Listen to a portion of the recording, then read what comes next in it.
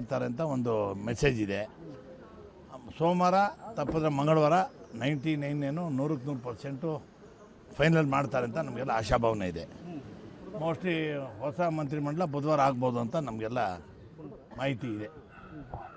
ಅಲ್ಲ ಸರ್, ಈಗ ಹೇಗೆ ಅಂತ ಸರ್, ಹೊಸಬರಿಗೆ ಆದ್ಯತೆನ ಹಳಬರಿಗೆ ಆದ್ಯತೆನಾ ಅಂತ?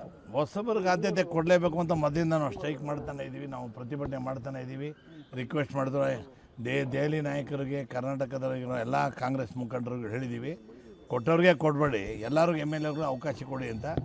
ನಾನು ಹೇಳಿದ್ನಲ್ಲ, ಫಸ್ಟ್ ಟೈಮ್ ಮಂತ್ರಿಮಂಡಲ ಮಾಡ್ಬೇಕಾದ್ರೆ ಸುರ್ಜೇವಾಲಾನೇ ಹೇಳಿದರು, first time after 2.5 years will remove everybody except ಒಂದು 5-6 senior members, will give chance to everybody ಅಂತ ಹೇಳಿದ್ದಾರೆ. ಅದೇನೇ ನಾವು ಅದನ್ನು ಅದೇ ಮಾತನ್ನು ಮುಂದೆ ಇಟ್ಕೊಂಡು ನಾವು ಫೈಟ್ ಮಾಡ್ತಾಯಿದ್ವಿ.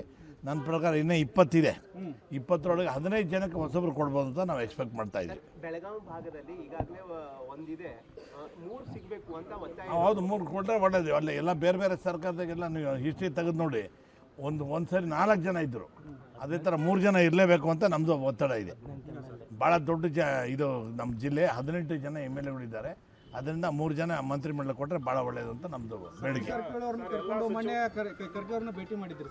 ನಾನು ಖರ್ಗೆ ಅವ್ರನ್ನ ಸತೀಶ್ ಜಾರಕಿಹೊಳಿ ಸಪ್ರೇಟ್ ಹೋಗಿದ್ದಾರೆ, ನಾವೇ ಸಪ್ರೇಟ್ ಹೋಗಿದ್ದೀವಿ. ಸತೀಶ್ ಜಾರಕಿಹೊಳಿ ಅವರು ಜಿಲ್ಲಾ ನಾಯಕರು, ರಾಜ್ಯ ನಾಯಕರು ಅವ್ರು ಹೋಗಿ ಸಪ್ರೇಟಾಗಿ ಮಾತಾಡಿದ್ದಾರೆ. ನಾವು ಹೋಗಿದ್ದು ನಿಜ ಅಲ್ಲಿ, ಬಟ್ ನಾವು ಅವ್ರ ಪಾಡ್ಗೆ ಅವ್ರು ಸಪ್ರೇಟ್ ಬಂದಿದ್ದರು. ನಾವು ಘಾಟಿಗೆ ಅವರು SP ಘಾಟಿಗೆ ಅವ್ರಲ್ಲ, ನಮ್ಮ ಗುಲ್ಬರ್ಗ MP ಅವರು ರಾಧಾಕೃಷ್ಣ ಅವರು ನಮ್ಮೆಲ್ಲ ಹಳೆ ಸ್ನೇಹಿತರು, ಅವ್ರ ಜೊತೆ ಮಾತಾಡೋಕೆ ಹೋಗಿದ್ವಿ ಅಷ್ಟೇ.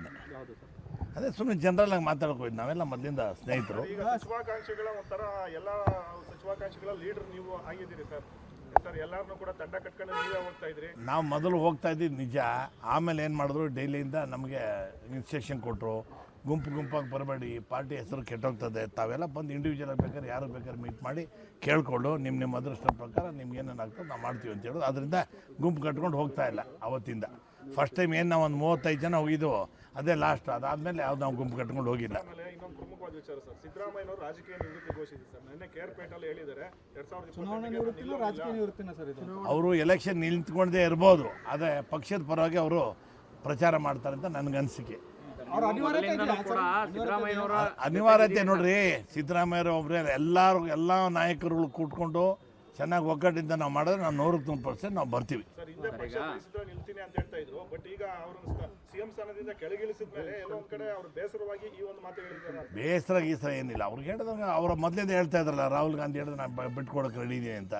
ನಾಳೆ ಮತ್ತೆ ರಾಹುಲ್ ಗಾಂಧಿ ಹೇಳಿದ್ರು ನೀವೆಲ್ಲ ಬನ್ನಿ, ಮತ್ತೆ ನೀವು ಮುಂದೆ ಲೀಡ್ ತೊಗೊಳ್ತಾರೆ. ಹೈಕಮಾಂಡ್ ಹೇಳ್ದಂಗೆ ಕೇಳ್ತಾರೆ. ಸಿದ್ದರಾಮಯ್ಯನವರ ಜೊತೆಗೆ ತುಂಬಾ ರಾಜಕಾರಣವೆಲ್ಲವನ್ನು ಗೊತ್ತಿದೆ. ಸಿದ್ದರಾಮಯ್ಯನವರು ಸ್ಪರ್ಧೆ ಮಾಡಲ್ಲ ಅಂದ್ರೆ ಒಂದು ಮೆಸೇಜಸ್ ಹಾಕಲ್ಲ ಸರ್. ಸಿದ್ದರಾಮಯ್ಯ ಮಾಡಲ್ಲ ಅಂತ ಅವ್ರಿಗೆ ಆಗಿದೆ, ಇಷ್ಟು ವರ್ಷ ಬಾರಿ ಯುವಕರಿಗೆ ಪ್ರಾತಿನಿಧ್ಯ ಕೊಡ್ಬೇಕು ಅಂತ ಆ ಥರ ಹೇಳಿರ್ಬೋದು. ಅಕಸ್ಮಾತ್ ಮತ್ತೆ ರಾಹುಲ್ ಗಾಂಧಿ ಕರೆದಿಲ್ಲ, Siddaramaiah you must contest election ಎಸ್ ಅಂತಾರೆ.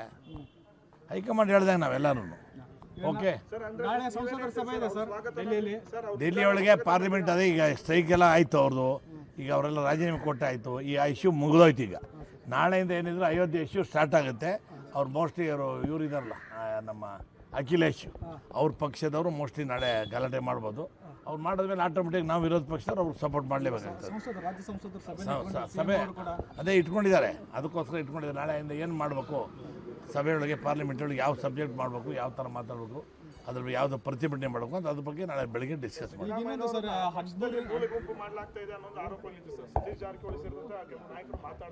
ಏನಂತ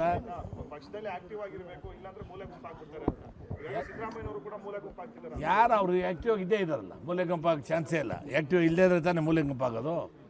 ಎಲ್ಲರೂ ಆ್ಯಕ್ಟಿವ್ ಇದ್ದೇ ಇರ್ತೀವಿ. ಯಾರು ಆ್ಯಕ್ಟಿವ್ ಇರಲ್ಲ ಆಟೋಮೆಟಿಕ್ ಅವ್ರು ಹೋಗಿಬಿಡ್ತಾರೆ, ಅವ್ರು ಯಾರು ಇಂಟ್ರೆಸ್ಟ್ ಇಲ್ಲ ಅಂತ. ಸಿದ್ದರಾಮಯ್ಯ ಮನೆಗೆ ದಿನ ನೋಡ್ತಾರೆ, 100 ಬೇಕಾದಷ್ಟು ಜನ MLAಗಳು ಬರ್ತಾರೆ, ಜನ ಬರ್ತಾರೆ, ಸಿಕ್ಕಾಪಟ್ಟೆ ಡಿಸ್ಕಷನ್ ನಡೀತಾ ಇರ್ತದೆ. ಸೇಮ್ ಮುಖ್ಯಮಂತ್ರಿ ಹೇಗಿದ್ದಾರೆ ಅದೇ ಥರ ನೀವಾಗಲೂ ಇದ್ದಾರೆ, ಎಷ್ಟು ಜನ ಬರ್ತಾರೆ.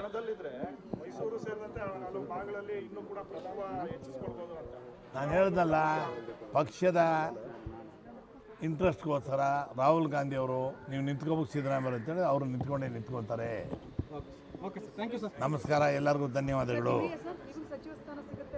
ನನಗೆ ಸಚಿವ ಸ್ಥಾನ ಸಿಗುತ್ತೆ ಅಂತ ನಾನು ಭಾಳ ಆಸೆ ಪಟ್ಕೊಂಡಿದ್ದೀನಮ್ಮ. ನಾನು ಭಾಳ ಸೀನಿಯರ್ ಇದ್ದೀನಿ.